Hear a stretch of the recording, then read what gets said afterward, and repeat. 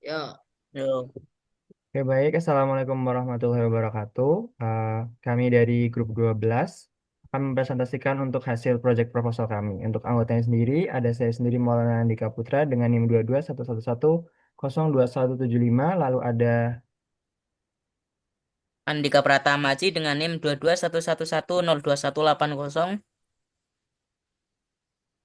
lalu saya jadi Pangestu dengan 3 digit NIM terakhir 159. Oke, langsung saja untuk yang pertama ada latar belakang yang akan dijelaskan oleh Mas Andika, dipersilahkan.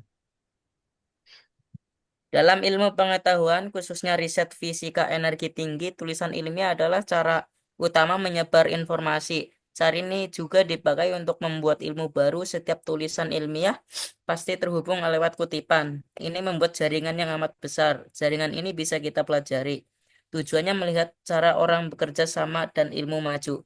Data CITH-HPH datang dari Stanford Snap. Data ini adalah kumpulan kutipan artikel ilmiah. Topiknya adalah fisika energi tinggi fenomenologi.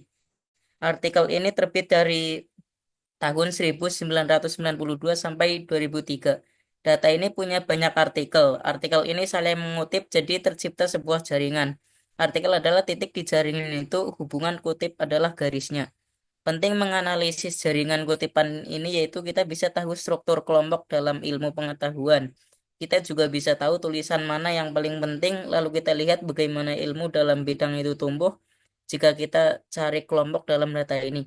Kita bisa kenali gugus artikel. Gugus ini punya topik dekat, pola kutipan mereka mirip, mereka juga memberi peran besar pada kemajuan riset fisika energi tinggi. Yang selanjutnya ada urgensi masalah. Analisis jaringan sitasi ilmiah menjadi semakin penting karena jumlah publikasi terus meningkat setiap tahun. Relasi antar artikel jadi makin rumit, sulit sekali memahaminya jika hanya melihat secara biasa. Tanpa analisis yang pas, sulit melihat tulisan yang kuat, sulit juga melacak kelompok topik baru atau melihat arah riset yang sedang tumbuh pesat. Data CITM menyajikan jaringan kutipan yang besar. Itu jaringan ini sangat rumit dalam fisika energi tinggi. Ia butuh cara analisis ilmu jaringan untuk melihat pola penting. Mendeteksi kelompok adalah salah satu cara yang cocok. Ini bisa memisah jaringan kutipan, tujuannya membagi ke dalam grup artikel yang serupa tema atau cara kerjanya. Pentingnya riset ini adalah untuk tahu cara ilmu berkembang. Kita perlu paham bagaimana artikel saring memberi dampak. Kita juga perlu tahu bagaimana kelompok riset terbentuk di bidang tertentu. Hasil analisis dapat memberi gambaran jelas soal struktur bidang ilmu. Ini membantu peneliti mencari acuan yang pas. Ini juga mendukung keputusan soal rencana riset nanti. Next.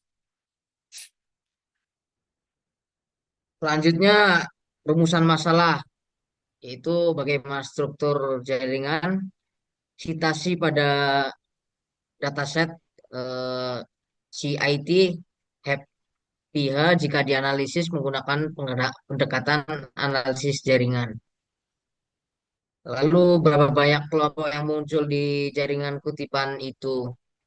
Kita bisa pakai cara eh, Lovine, eh, label propaganda dan Newman. Lalu bagaimana kelompok dari ketiga ini?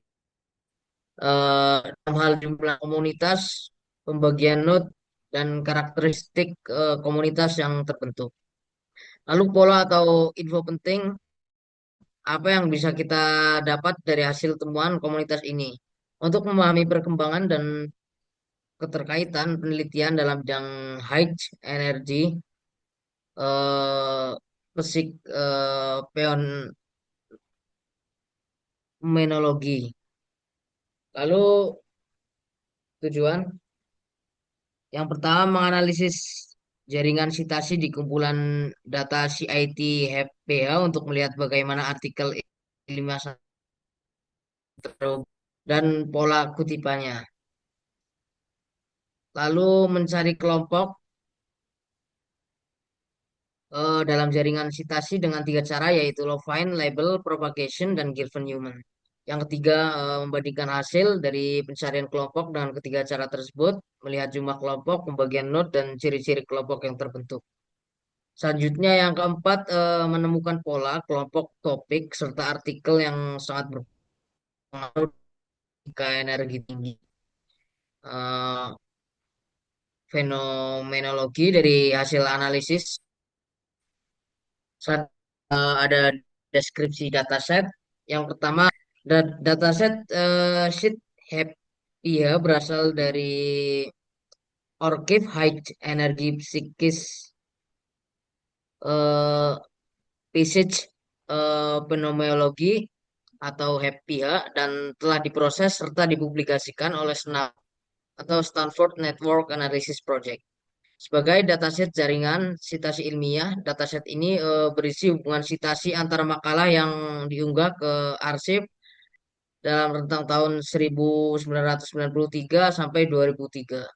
Format file mengikuti standar graf terarah atau direct graph, di mana setiap baris mewakili satu hubungan sitasi antara dua makalah.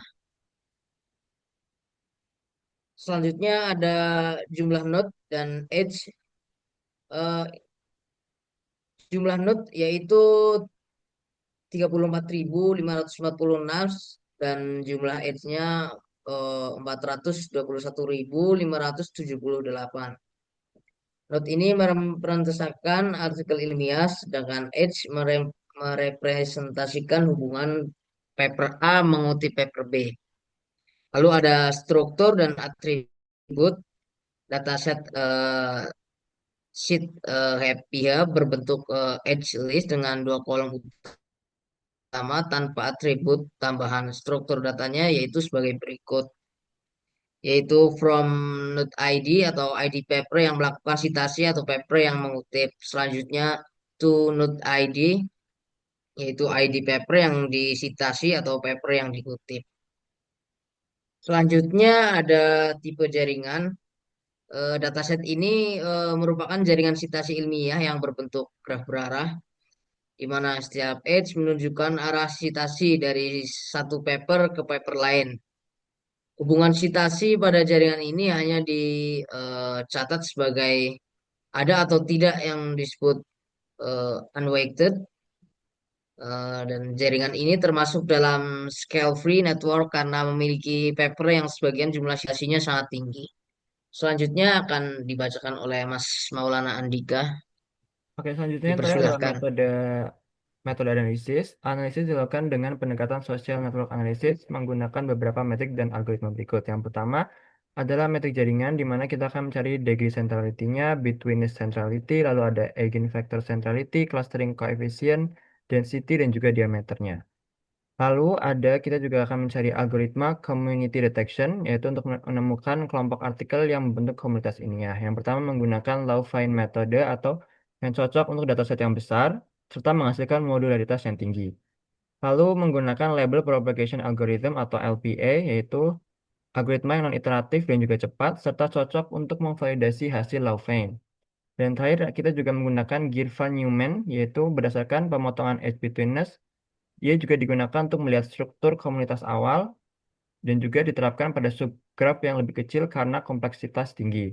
Lalu ada subfield mapping, yaitu pemetaan subbidang akan dilakukan dengan cara yang pertama adalah menghubungkan komunitas hasil Leuven atau LPA dengan cluster topik, lalu menganalisis keterhubungan cluster, dan yang ketiga ada visualisasi menggunakan warna berbeda berdasarkan komunitas yang ada, lalu ada menjelaskan interpretasi topik berdasarkan struktur jaringan. Lalu yang terakhir kita juga menggunakan metode author influence analysis, itu di mana sebagai bagian dari pengukuran pengaruh. Yang pertama, mengidentifikasikan artikel yang paling banyak disitasi atau in degree-nya tinggi, lalu artikel dengan eigenvector centrality tertinggi, artikel sebagai bridging notes atau betweenness centrality tertinggi, dan interpretasi sebagai artikel atau penulis yang memiliki kontribusi terbesar.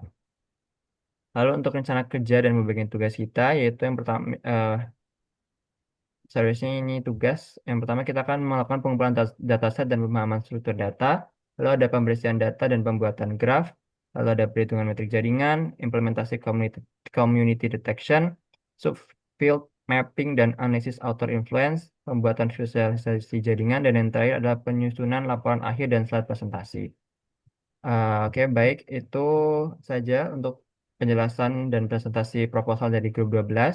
Kurang lebihnya kami mohon maaf. Sekian dari kelompok kami. Wassalamualaikum warahmatullahi wabarakatuh. Sekian dan terima kasih.